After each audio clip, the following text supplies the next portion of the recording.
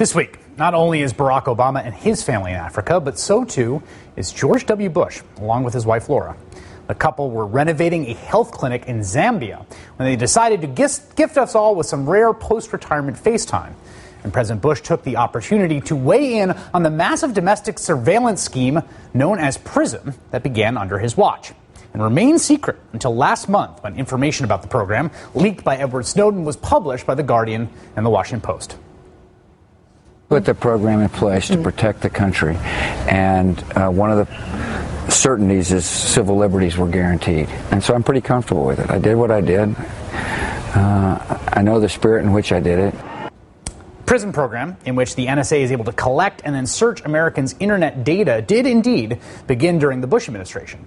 The program's ancestry is both fascinating and infuriating. The roots of PRISM stretch all the way back to a program called Total Information Awareness.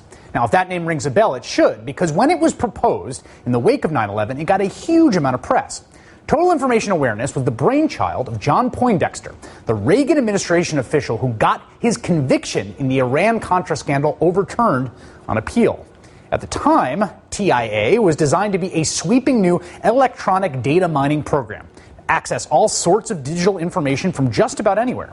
The idea was that a potential terrorist would leave a digital trail, but in order to find that trail, you had to collect all of the digital information there was, from anywhere and everywhere that you could find it. And the program had this creepy Illuminati logo of a pyramid with this all-seeing eye looking down on Earth. I mean, look at this thing. If you were to ask Alex Jones to design a logo to make every single neuron in his conspiratorial brain fire, this would be it. It's almost as if the government was trying to troll conspiracy theorists. But Total Information Awareness was creepy enough that it didn't just set off Alex Joneses of the world. There was a huge backlash against the idea of just collecting everyone's data from left, right, and center.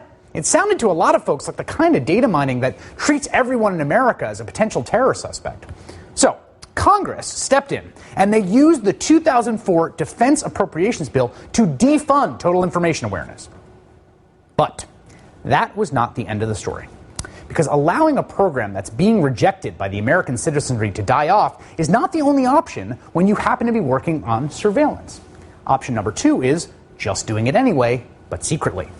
Listen to journalist Shane Harris, who's one of the best source reporters in the world on the NSA, describe to Fresh Air's Terry Gross what happened in the wake of the backlash after Total Information Awareness was defunded. TIA would be, as they say, defunded from the defense budget, but that all the money for it would be moved over to the classified side of the budget, the black budget, as it's often called.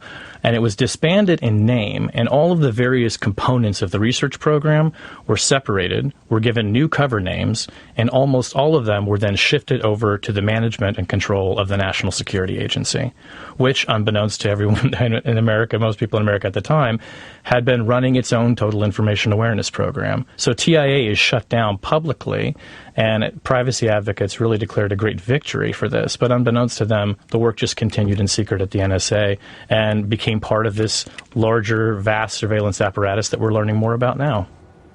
Or, in other words, the beginning of what would essentially become PRISM, the formerly secret NSA data mining program we're all just now learning about. Now, in the uproar over PRISM and some of the other NSA revelations, there's been a tendency, I think, to focus on privacy concerns. Is the government reading my Facebook messages?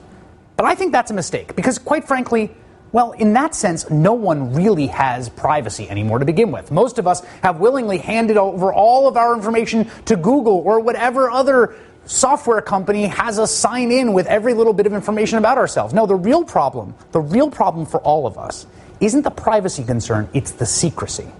See, the problem is that we didn't know about this. We didn't sign off on it. Because secrecy acts in this very insidious way to insulate the government from the most basic kind of democratic accountability. When Barack Obama proposed the Affordable Care Act, there were lots of people who were freaked out about it. They talked about death panels and being on the slippery slope to socialized medicine. But because people didn't like it, the president didn't have the option to just take the Affordable Care Act and move it into the black budget. He wasn't able to say, well, people don't like my idea, so we're just going to set up the insurance exchanges in secret with secret money. Because that's not the way democracies work. Nothing in the domestic sphere operates under those principles. You have to have the argument with people, convince them that you're right, or face the consequences. Those are the basic ground rules of self-governance. And it is incredibly toxic to any democracy to have this other channel you can switch to whenever you might lose the argument. I'm not concerned by what the NSA is doing because I think they might read my Facebook messages. I'm concerned because the NSA is spending billions of dollars doing all sorts of stuff that I, as a United States citizen, never really got to sign off on. Democracies can and must be able to have secrets, and in fact, all democracies do. But what decent, functioning democracies worthy of the name cannot have are huge, multi-billion-dollar programs and bureaucracies and laws and legal frameworks and authorizations that are all invisible to their citizens. Justice may be blind. Citizens cannot be.